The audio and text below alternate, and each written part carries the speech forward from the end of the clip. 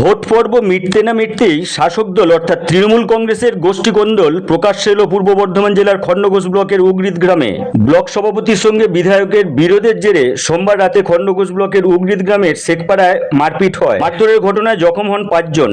জখম 5 জন হলেন উগরিদ অঞ্চল তৃণমূল কংগ্রেসের সভাপতি শেখ হাবিবুর রহমান, আর ছেলে শেখ মেহবুব রহমান ওরফে আকাশ, ভাইপো শেখ মইনুল রহমান, আসগর আলী মিদ্দা সহ অন্যান্যরা। মেহবুব রহমানের দাবি, তারা খণ্ডঘোষ বিধানসভার বিধায়ক নবীন চন্দ্র বাগের অনুগামী। সেই জন্য ব্লক তৃণমূল কংগ্রেসের সভাপতি অপার্থিব ইসলামের নির্দেশে তার অনুগামীরা হঠাৎই আক্রমণ করে। তারা গ্রামের শেখপাড়ায় বসেছিলেন, সেই সময় হঠাৎই ব্লক তৃণমূল কংগ্রেস সভাপতি অপার্থিব ইসলামের নির্দেশে একদল লোক মোটর বাইকে এসে আমাদের উপর হামলা চালায়। তাদের হাতে ছিল রড, লাঠি ও টাঙ্গি। ব্লক সভাপতির ছেলে ও ভাইপো ঠিকাদারি করছে। অপার্থিব ইসলামের সঙ্গে অঞ্চল সভাপতির দ্বন্দ্বের কারণ ঠিকাদারি নিয়ে। গোটা ব্লকের সব ঠিকাদারি কাজ করবে অপার্থিব ইসলামের ছেলে ও ভাইপো, সেটা নিয়ে বাধা দেওয়ায় অশান্তির সূত্রপাত। এলাকার স্থানীয় বাসিন্দা আলী হোসেন মন্ডল বলেন, বিধায়কের গোষ্ঠীর সঙ্গে ব্লক সভাপতি অনুগামীদের দ্বন্দ্বের জন্য গ্রামে মারপিট ও অশান্তি হয়। শেখপাড়ায় অতর্কিতে হামলা চালায় ব্লক তৃণমূল কংগ্রেসের সভাপতির লোকজন। জখম 5 জনকে প্রথমে উদ্ধার করে নিয়ে যাওয়া হয় খণ্ডঘোষ প্রাথমিক স্বাস্থ্য কেন্দ্রে। সেখানে থেকে প্রথম 3 জনকে বর্ধমান মেডিকেল কলেজ হাসপাতালে স্থানান্তরিত করা হয়। এই বিষয়ে বিধায়ক নবীন চন্দ্র বাগ বলেন, হাবিবুর রহমানের ছেলে মেহবুব রহমানকে টাঙ্গি দিয়ে চুটিয়েছে, সেই ব্যক্তিকে এখনো পুলিশ ধরছে না কেন? সে তো এখনো প্রকাশ্যে ঘুরে বেড়াচ্ছে। যত তাড়াতাড়ি সম্ভব যাদের নাম লিখিত অভিযোগ হয়েছে পুলিশ দ্রুত তাদের গ্রেপ্তার করতে হবে। অন্যদিকে ব্লক তৃণমূল কংগ্রেসের সভাপতি অপার্থিব ইসলামের সঙ্গে যোগাযোগ করে হলে তিনি বলেন, গ্রাম্য বিবাদকে নিয়ে মারপিট এর সঙ্গে গোষ্ঠী কোন্দল বা বিবাদের কোনো বিষয়ই নয়। উল্লেখ থাকে, উগরিদ অঞ্চল তৃণমূল কংগ্রেসের সভাপতি হাবিবুর রহমানের স্ত্রী আসমা তারা বেগম খণ্ডঘোষ পঞ্চায়েত সমিতির বিদ্যুৎ কর্মাধ্যক্ষ। আসমা তারা বেগম শেখ বলেন, আমি এবং আমার মেয়ে বাড়ির ভিতরে ছিলাম।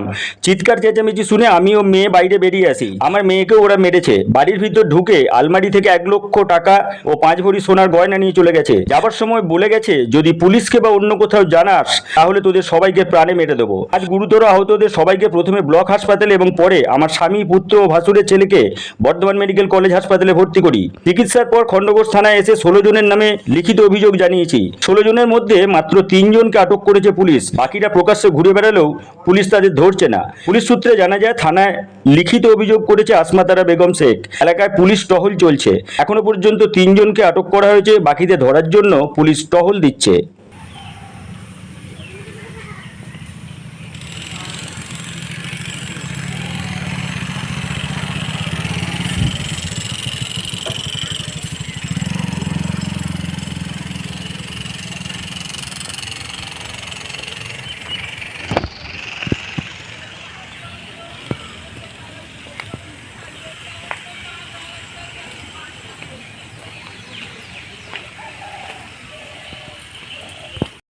উগড়িতে যে মারপিট হয়েছে, অভিযোগ উঠছে যে আপনার নির্দেশে আপনার অনুগামীরা নাকি মারধর করেছে, কি বলবেন?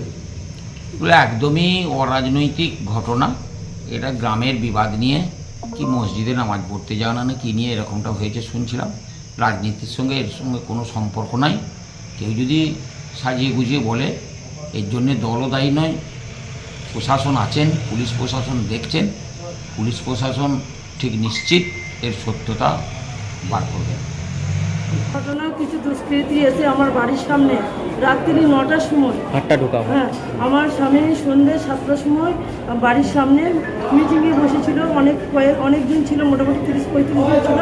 তারা 8:30টার সময় উঠে বাড়ি চলে গেছে। তারপরে 9টার ওরা ফেসবুকে বসে বসে মোবাইল ঘাঁটছে।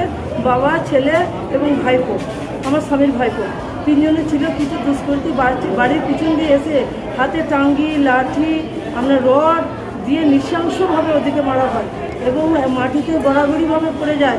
যখন আমি বাড়িতে নামাজ পড়ছিলাম, আওয়াজ পেয়ে আমি ছুটে এসে আটকাতে গেলাম। ছেলে আমার বাড়ি ঢুকে পড়লো।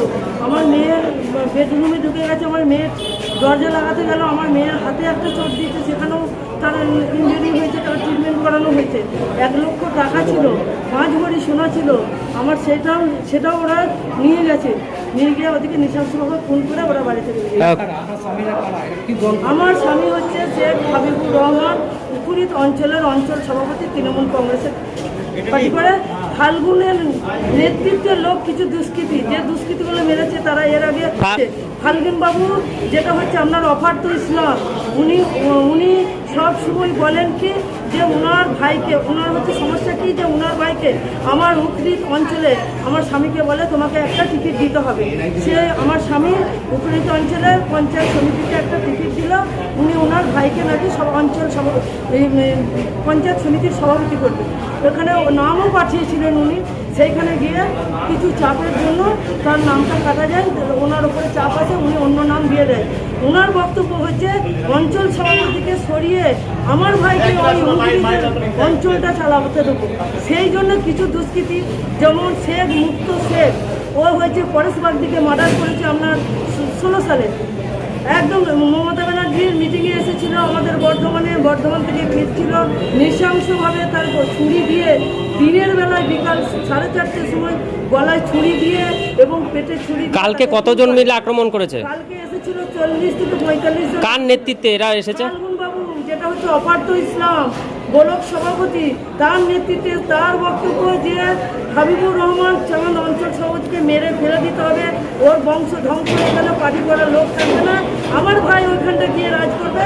ওই জন্য কিছু নেতৃত্বের লোককে নিয়ে গিয়ে কিছু দুষ্কৃতীকে নিয়ে গিয়ে, যেমন হচ্ছে শেখ মুক্ত মার্ডার কেসের আসামি, যেমন হচ্ছে আপনার কালকে কটা নাগাদ হয়েছে? শেখ আক্তার, এরা ছিল, তার সঙ্গে আর কিছু দুষ্কৃতীকে যোগ দিয়ে এই কাজটা করেছে। উনি শুধু মাঝে মাঝে বলেন, যেটা আমাদের কাছে খবর থাকে, যে ওই শালাকে মেরে শেষ করে দাও, তাহলে ওর সব দল পার্টি করা স্বপ্ন।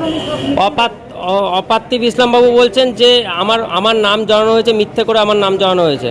অসম্ভব। ভোটের দিনে উনি আমার স্বামীকে বিজেপির তকমা লাগাতে চেয়েছিল, সেখানে আমরা স্বামী স্ত্রী, আমার পরিচয় হচ্ছে আমি পঞ্চায়েত সমিতির কর্মদক্ষ, বিদ্যুৎ কর্মদক্ষ, দিয়ে সেখানে তো তকমা লাগাতে যায়, সারাদিন আমরা স্বামী স্ত্রী থেকে সেখানে ভোট করাই, মানুষকে বোঝানো হয়। ওর যে চাল সেটা আমরা আগের দিনে বুঝতে পেরেছিলাম। আমি নিজে বুথ এজেন্ট হতে গিয়েছিলাম, ও সেটা খবর পেয়ে যে আমার ওখানে যে দুজনকে বললো ওদের একজনকে নাও আর তোমরা একজন থেকে তোমরা ভোটটা করো। আমি চেয়েছিলাম না, আমার বুথে আমার এলাকায় ভোট আমি করাবো, আমি তৃণমূল কংগ্রেসকে জেতাবো। এর আগে 21 সালে আমি 5,500 ভোটে লিড দিয়েছে আমার স্বামী, তার সাথে আমিও ছিলাম।